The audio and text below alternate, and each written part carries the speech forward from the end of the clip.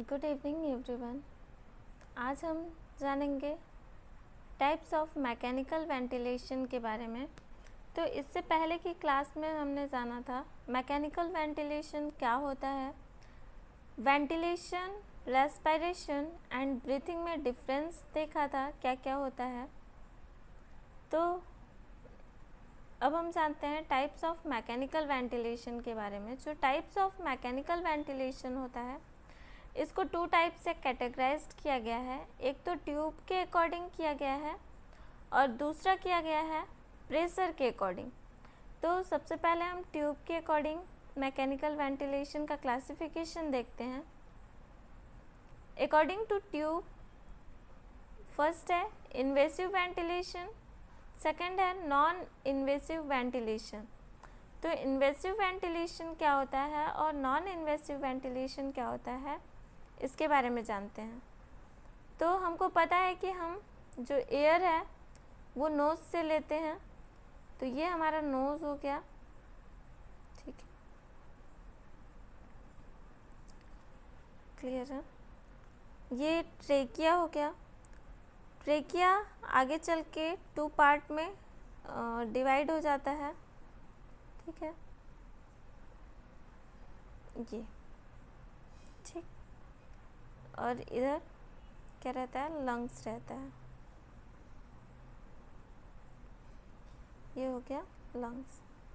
तो ट्रेकिया जहाँ डिवाइड होता है इस वाले पार्ट को क्या बोलते हैं, कैरिना।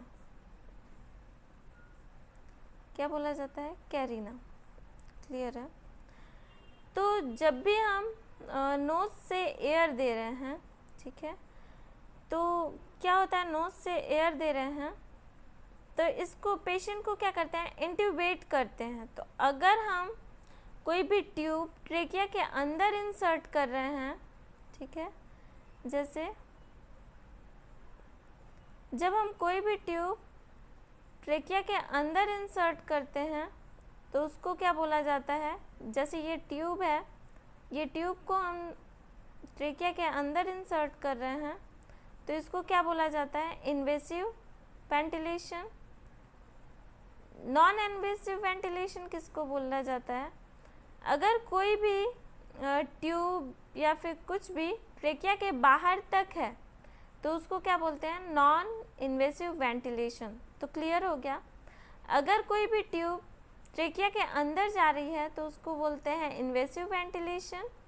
नॉन इन्वेसिव वेंटिलेशन किसको बोलते हैं, आउटसाइड द ट्रेकिया। कोई भी ट्यूब अगर ट्रेकिया के बाहर है तो उसको क्या बोलेंगे, नॉन इन्वेसिव वेंटिलेशन, ठीक है। तो हम बोल सकते हैं ट्यूब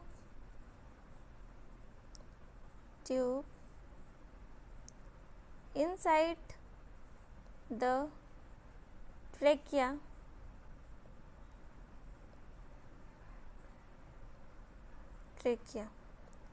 मतलब अगर ट्यूब ट्रेकिया के अंदर जा रही है तो उसको बोलते हैं इन्वेसिव वेंटिलेशन। एग्जाम या फिर इसको बोला जाता है डेफिनेटिव एयरवे। डेफिनेटिव एयरवे क्यों बोला जाता है डेफिनेटिव एयरवे, जब भी हम एयर देते हैं, एयर दिया जाता है पेशेंट को, तो इन्वेसिव वेंटिलेशन में हमको पता है कि ट्यूब ट्रेकिया के अंदर रहती है तो इसमें एयर लीकेज होने के चांस नहीं रहते, एस्पिरेशन का चांस नहीं रहता, इसीलिए इसको बोलते हैं डेफिनेटिव एयरवे। मतलब जितना भी हम एयर दे रहे हैं वो पूरा ट्रेकिया के अंदर जा रहा है, मतलब लंग्स में प्रॉपर एयर जा रहा है, कोई भी एयर लीकेज नहीं हो रहा है, इसलिए इसको बोला जाता है डेफिनेटिव एयरवे। एग्जाम्पल के लिए देखा जाता है, एग्जाम्पल में जानते हैं ईटी ट्यूब यूज़ किया जाता है और ट्रेकेस्टोमी ट्यूब यूज़ किया जाता है इन्वेसिव वेंटिलेशन के लिए, क्लियर है। तो इन्वेसिव वेंटिलेशन बोल सकते हैं any type of ventilation in which we are inserting a tube into the trachea, अगर कोई भी ट्यूब ट्रेकिया के अंदर इंसर्ट किया जा रहा है तो उसी को बोला जाता है invasive ventilation. Non invasive ventilation किसको बोलते हैं? तो नॉन इन्वेसिव वेंटिलेशन में tube outside the trachea, outside the trachea,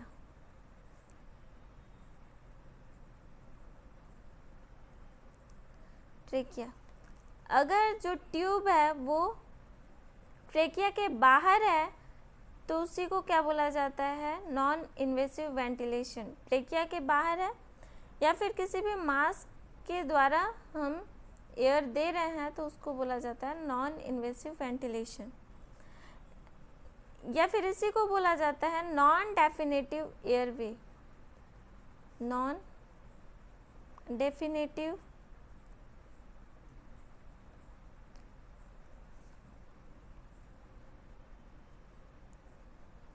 airway. Example की बात करें, नॉन डेफिनेटिव एयरवे क्यों बोला जाता है? क्योंकि इसमें जो ट्यूब है वो ट्रेकिया के अंदर नहीं जाता, ट्रेकिया के बाहर ही रहता है, या फिर मास्क के द्वारा एयर दी जाती है। तो कुछ एयर जो होता है प्रॉपर एयर लंग्स तक नहीं पहुंचती है, थोड़ी बहुत एयर लीक हो जाती है, इसीलिए इसको बोला जाता है नॉन डेफिनेटिव एयरवे। या तो इसमें नॉन इन्वेसिव वेंटिलेशन में क्या होता है, एस्पिरेशन के चांस इंक्रीज हो जाते हैं, इसीलिए इसको बोला जाता है नॉन डेफिनेटिव एयरवे। एग्जाम्पल में इसमें आता है NIV मास्क,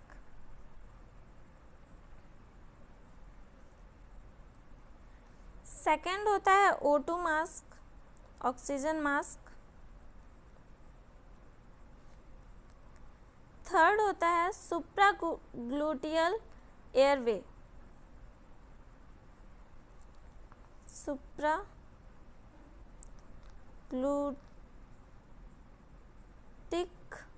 एयरवे,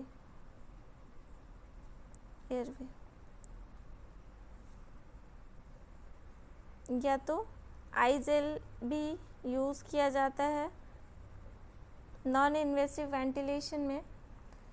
तो सुप्राग्लूटिक एयरवे क्या होता है? NVI का मतलब क्या होता है? नेजल इन्वेसिव मास्क, ठीक है। तो जानते हैं सुप्राग्लूटिक एयरवे क्या होता है। सुप्राग्लूटिक एयरवे ट्रेकिया के ऊपर देते हैं, जैसे ये ट्रेकिया है तो ट्रेकिया के ऊपर वो आके फिक्स हो जाता है इस तरीके से। जैसे ये ट्रेकिया है, ट्रेकिया की ओपनिंग ये है, तो ट्रेकिया की ओपनिंग के ऊपर ही आके जो सुप्राग्लूटिक एयरवे होता है वो फिक्स हो जाता है, उससे एयर प्रोवाइड करते हैं। मतलब जो सुप्राग्लूटिक एयरवे होता है वो ट्रेकिया के अंदर नहीं जाता, उसके ऊपर ही रहता है, इसीलिए उसको नॉन इन्वेसिव वेंटिलेशन में रखा गया है। ठीक है, आई होप समझ में आया होगा। नेक्स्ट हम जानते हैं अकॉर्डिंग टू प्रेशर, मतलब प्रेशर के अकॉर्डिंग मैकेनिकल वेंटिलेशन के बारे में जानते हैं। तो प्रेशर के अकॉर्डिंग मैकेनिकल वेंटिलेशन 2 टाइप का होता है। फर्स्ट होता है पॉजिटिव प्रेशर वेंटिलेशन, सेकंड होता है नेगेटिव प्रेशर वेंटिलेशन। तो इमेज के द्वारा हम डायग्राम के द्वारा हम जानने की कोशिश करते हैं पॉजिटिव प्रेशर वेंटिलेशन और नेगेटिव प्रेशर वेंटिलेशन के बारे में। तो पॉजिटिव प्रेशर वेंटिलेशन में जैसे ये नोज़ हो गया, ठीक है, यहाँ से एयर हम दे रहे हैं पेशेंट को, ये हमारा ट्रेकिया हो गया। ट्रेकिया आगे चल के 2 पार्ट में डिवाइड हो जाता है, ठीक है, और ये लंग्स हो गया,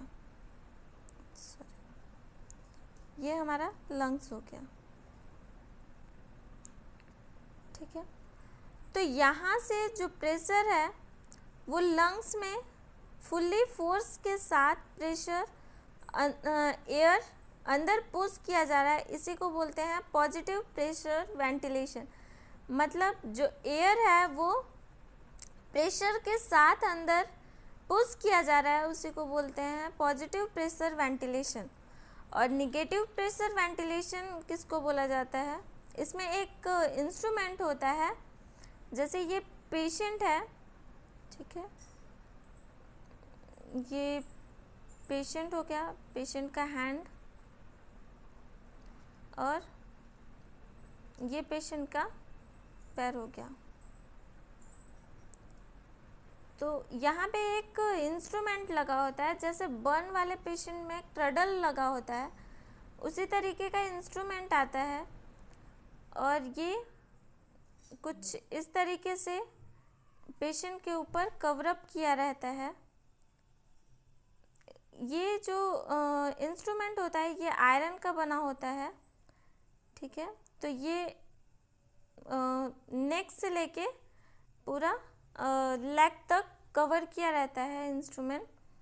यहाँ पे एक, तो यहाँ पे ये जो लगा होता है, ये लगा होता है एयर को बाहर खींचने के लिए, मतलब यहाँ से आप एयर को बाहर निकाल सकते हो, ठीक है।